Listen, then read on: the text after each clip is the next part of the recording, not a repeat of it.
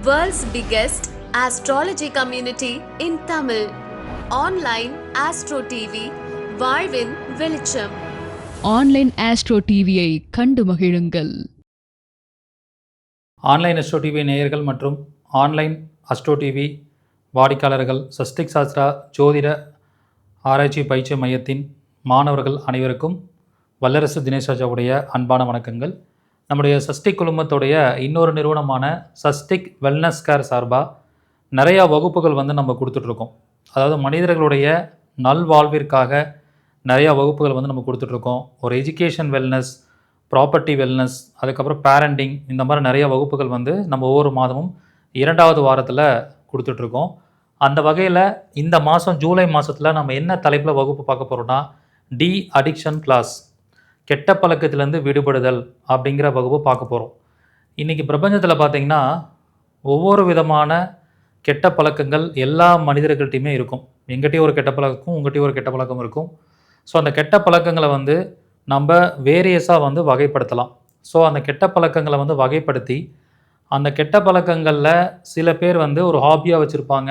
சில பேர் அதுலேருந்து வெளியில் வர முடியாத அளவுக்கு, மீள முடியாத அளவுக்கு அடிக்ஷன் ஆகிருப்பாங்க. ஸோ அப்போ அது எதனால் அந்த மாதிரி அடிக்ஷன் ஆகுறாங்க, அதுக்கு என்ன காரணம், அதுலேருந்து எப்படி வெளியில் வர்றது அப்படிங்கிற விஷயத்தை பற்றி நம்முடைய வெல்னஸ் கேர் சார்பாகவும் நம்மளோட அஸ்ட்ராலஜியை பேஸ் பண்ணியும் ரெண்டையும் இணைத்து ஒரு அற்புதமான விதிமுறைகளையும் அற்புதமான வழிமுறைகளையும் பரிகாரங்களோட இந்த வகுப்பை நான் சொல்லிக் கொடுக்க போகிறேன். ஸோ இந்த வகுப்பில் முதல்ல நம்ம என்ன கற்றுக்கணும் அப்படின்னு பார்த்திங்கன்னா, கெட்ட பழக்கத்தை வகைப்படுத்தணும். என்னென்ன மாதிரியான கெட்ட பழக்கங்கள் ஒரு மனிதனோட வாழ்க்கையை பாதிக்குது. ஸோ கெட்ட பழக்கம்னா தண்ணி அடிக்கிறது, ஸ்மோக் பண்ணுறது, பெண்கள் வழியில் தப்பு பண்ணுறது, இந்த மாதிரி நிறையா கெட்ட பழக்கங்களை மேஜராக நம்முடைய பிரபஞ்சத்தில் சொல்லப்பட்டிருக்கு. ஆனால் அது மட்டும் கெட்ட பழக்கம் கிடையாது. நம்முடைய எண்ணங்கள் கூட கெட்ட எண்ணங்களாக இருக்கும்போது அதுவும் ஒரு கெட்ட பழக்கம் தான். மற்றவங்க நல்லா இருக்கக்கூடாதுன்னு நினைக்கிறது, மற்றவங்க மேலே பொறாமப்படுறது, மற்றவங்களுடைய துன்பத்தை பார்த்து சந்தோஷப்படுறது, அந்த மாதிரி இருக்கக்கூடிய பழக்க வழக்கங்கள் கூட ஒரு கெட்ட பழக்கத்தில் வரக்கூடிய விஷயம் தான். அது கூட சில பேருக்கு என்ன ஆகும்னா ரொம்ப அடிக்ஷனாக இருக்கும். அந்த அடிக்ஷன்லேருந்து கூட நம்ம வெளியில் வரணும். ஸோ அந்த மாதிரி விஷயங்களை பற்றி ரொம்ப முழுமையாக இந்த பிரபஞ்சத்தில் என்னென்ன மாதிரியான பேட் ஹேபிட்ஸ் இருக்குது, அதை எப்படி நம்ம அடிக்ட் பண்ணணும் அப்படிங்கிற விஷயத்தை பற்றி நம்ம தெரிஞ்சுக்க போகிறோம். இப்போ முதல்ல இந்த பிரபஞ்சத்தில் என்னென்ன மாதிரி விஷயங்களெல்லாம் நம்ம கெட்ட பழக்கங்களாக வகைப்படுத்துகிறோம். ஸோ அந்த கெட்ட பழக்கங்களை எப்படி முதல்ல தெரிஞ்சுக்கணும், அதுதான் முதல் பாயிண்ட்டாக தெரிஞ்சுக்க போகிறோம். அதுக்கப்புறம் இதை ஜாதக ரீதியாக ஜோதிடத்தில் அதை நம்ம காரகத்துவங்களாக வகைப்படுத்தணும். ஒரு கெட்ட பழக்கம் இருக்குன்னா அந்த கெட்ட பழக்கத்துக்கான கிரக காரகத்துவம் என்ன. பொதுவாகவே ஒருத்தங்க ஒரு விஷயத்தில் ரொம்ப அடிக்ட் ஆகுறாங்கன்னா அதுக்கான கிரகமாக ராகுவை எடுக்கலாம். ராகு தான் போக காரகன் பேர். ஸோ ஒரு விஷயம் நமக்கு ஒரு போகத்தை அளவுக்கு அதிகமாக கொடுக்கும்போது அந்த விஷயத்தை விட்டு வெளியில் வர முடியாமல் நம்ம அடிக்ட் ஆகிடுவோம். ஸோ அதுக்கு பேர் ராகுவோடைய அம்சத்தில் வரக்கூடிய அமைப்பு. அப்போ கிரகத்தில் ராகுவை எடுத்துக்கலாம். அதுக்கப்புறம் ராசியில் பார்த்திங்கன்னா விருச்சக ராசி தான் நமக்கு இந்த அடிமைத்தனத்தை கொடுக்கறது. ஏதாவது ஒரு கெட்ட பழக்கத்துக்கு அடிமையாகக்கூடிய தன்மையை விருச்சக ராசி அப்படிங்கிற தன்மை கொடுக்கும். அப்போ கிரகத்தில் பார்த்திங்கன்னா ராகு, ராசியில் விருச்சகம்.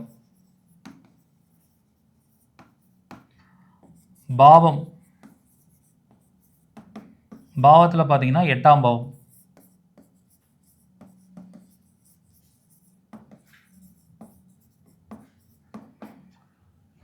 இந்த நட்சத்திரத்தில் பார்க்கும்போது ஒரு விஷயத்துக்கு நம்மளை அடிமையாக்கக்கூடிய, நம்மளை அடிக்ட் ஆகிற அளவுக்கு ஒரு தன்மையை கொடுக்கக்கூடிய ஒரு நட்சத்திரம் அப்படின்னு பார்த்தீங்கன்னா அனுஷம். ஸோ இப்படி நம்ம அந்த அடிமைத்தனத்தை, கெட்ட பழக்கங்களுடைய ஒரு பேஸ் அப்படிங்கிறது ஜோதிடத்தில் ராகுவின் அடிப்படையிலும், விருச்சிக ராசியின் அடிப்படையிலும், 8ஆம் பாவத்தின் அடிப்படையிலும், நட்சத்திரத்தில் அனுஷ நட்சத்திரம் அடிப்படையிலும் வரும். இப்போ சில பேர் பார்த்திங்கன்னா அளவுக்கு அதிகமாக சாப்பிடுவாங்க. ஜங்க் ஃபுட் சாப்பிட்றது அவங்களுக்கு ஒரு அடிக்ஷனாக இருக்கும். டீ அளவுக்கு அதிகமாக குடிப்பாங்க, காஃபி அளவுக்கு அதிகமாக குடிப்பாங்க, பிரியாணி அளவுக்கு அதிகமாக சாப்பிடுவாங்க. ஸோ அதே மாதிரி சரக்கு அளவுக்கு அதிகமாக போடுவாங்க, ஸ்மோக் அளவுக்கு அதிகமாக பண்ணுவாங்க. ஸோ இந்த மாதிரி சில பேருக்கு லவ் பண்ணுறதே ஒரு அடிக்ஷனாக இருக்கும். நிறையா பெண்களை லவ் பண்ணுவாங்க. ஸோ இந்த மாதிரியான விஷயங்கள் எல்லாமே அதுக்கான பேஸ் வந்து இந்த காரகத்துவங்கள் தான். இதை பேஸ் பண்ணி தான் ஒவ்வொரு அடிக்ஷனுக்கும் ஒவ்வொரு விதமான கிரக தொடர்பு சம்மந்தப்படும், ஒவ்வொரு ராசி தொடர்பு சம்மந்தப்படும், பாவ தொடர்பு சம்மந்தப்படும், நட்சத்திர தொடர்பு சம்மந்தப்படும். அதை டீட்டெயிலாக நம்ம ஒவ்வொரு கெட்ட பழக்கங்களுக்கு ஏற்ற மாதிரி இந்த காரகத்துவங்களை தெளிவாக படிக்க போகிறோம்.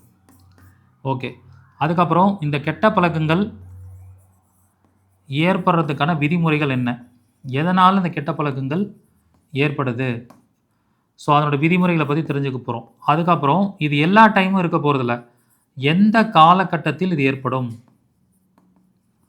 எந்த காலகட்டத்தில் இந்த கெட்ட பழக்கங்கள் ஏற்படும். ஒரு மனிதனுக்கு கெட்ட பழக்கம் வருதுன்னா எந்த காலகட்டத்தில் வரும்.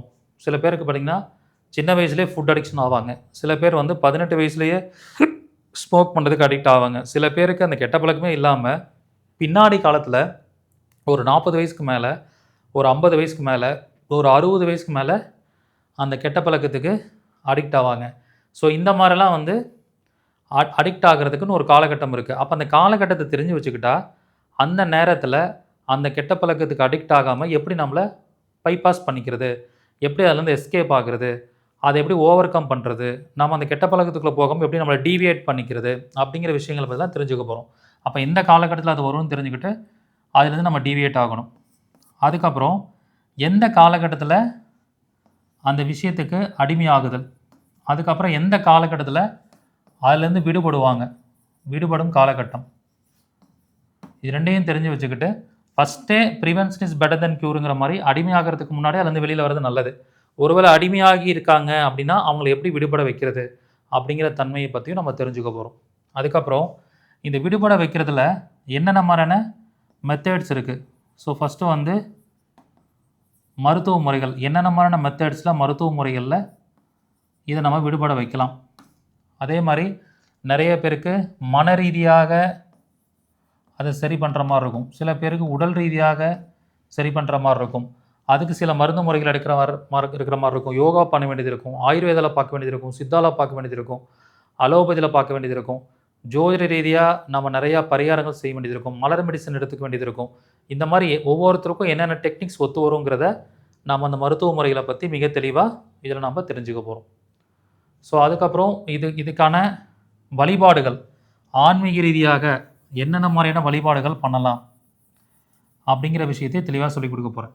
என்னென்ன மாதிரியான வழிபாடுகள்,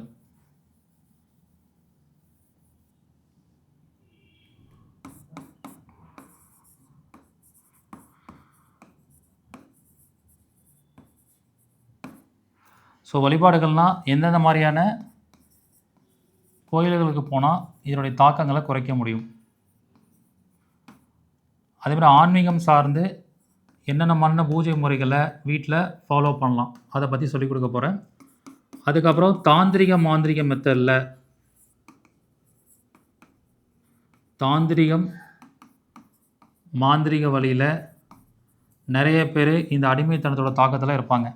அப்போ அது உண்மையாலுமே அந்த தாந்திரிக மாந்திரிகத்தால் அவங்க அடிக்ட் ஆகிருக்காங்களா அப்படின்னு பார்த்து அதை கண்டுபிடிச்சி அதுலேருந்து வெளியில் வரத்துக்கு தாந்திரிக மாந்திரிக முறைகள்லேயே என்ன மாதிரி பரிகாரங்கள் பண்ணணும் அப்படிங்கிறதையும் இதில் நாம் தெரிஞ்சுக்க போகிறோம்.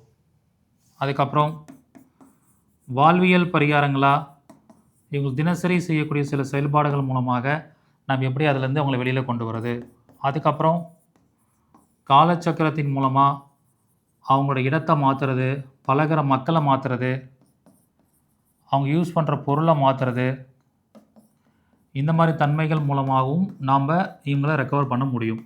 இப்படி நிறைய டைப்ஸ் இருக்குது. அதை பற்றி நம்ம இந்த டி அடிக்ஷன் கிளாஸில் மிக சிறப்பாக வந்து நம்ம உங்களுக்கு நிறைய விஷயங்கள் கற்றுக் கொடுக்க போகிறோம்.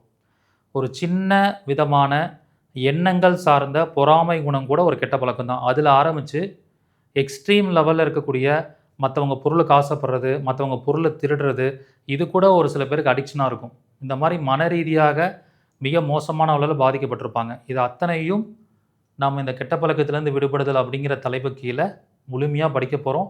இது ஒரு அற்புதமான வகுப்பு. உங்கள் வீட்டில் குழந்தைங்க இருக்காங்க, அல்லது உங்கள் கணவர் குடிகாரராக இருக்கார், அல்லது வந்து நிறைய பேருக்கு வந்து பணத்தின் மேலே அடிக்ஷன் இருக்கும், அதனால் தவறான காரியம் பண்ணுவாங்க, இப்படி யார் வேணால் இருக்கலாம். சாதாரண பொதுமக்கள்லேருந்து எல்லாருமே இந்த வகுப்பில் கலந்துக்கலாம். இது வந்து ஒரு அற்புதமான ஒரு வகுப்பு, டி அடிக்ஷன் கிளாஸ். இதில் யாரெல்லாம் கற்றுக்கணும்னு நினைக்கிறீங்களோ கீழே இருக்கிற நம்பருக்கு காண்டாக்ட் பண்ணி நீங்கள் முன்பதிவு பண்ணிக்கலாம். எனக்கு சம்மந்தமான கவுன்சிலிங் கூட நம்ம கொடுத்துக்கிட்டு இருக்கோம் ஜோதிட ரீதியாக. அதையே நான் வகுப்பாக இப்போ எடுக்க போகிறேன். இந்த வகுப்பின் மூலிமா நிறைய விஷயங்கள் நீங்கள் தெரிஞ்சுக்கலாம். ஏற்கனவே படித்த மாணவர்களும் புதிய மாணவர்களும் இந்த வகுப்பில் கலந்து கொள்ளலாம். கீழே இருக்கிற நம்பருக்கு காண்டாக்ட் பண்ணி முன்பதிவு பண்ணிக்கோங்க. முதல்ல ஜாயின் பண்ணக்கூடிய 200 நபர்களுக்கு மட்டுமே அனுமதி. நன்றி, வணக்கம், வாழ்க வளமுடன். இந்த வகுப்பு வந்து 11/7/2026 சனிக்கிழமை அன்னைக்கு மாலை 7 மணிலேருந்து 10 மணி வரைக்கும் நடைபெறும். இதற்கான கட்டணம் 999 ரூபாய். ஸோ அந்த அருமையான வாய்ப்பை எல்லாரும் பயன்படுத்திக்கோங்க. நன்றி, வணக்கம், வாழ்க வளமுடன்.